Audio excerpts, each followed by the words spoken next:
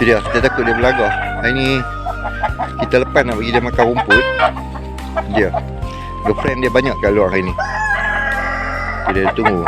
Marah jumpa girlfriend baru. Ni induk best ni, induk.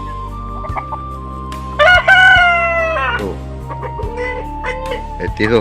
Oh. Ambil seronok dia tu. Lepas nak makan rumput tapi kena jaga juga. Sebab dia berlagak. Nampak? Sekali bagi dia makan rumput, takut kucing terlagak kan, boleh kira ni. Dia aktif lain macam tu.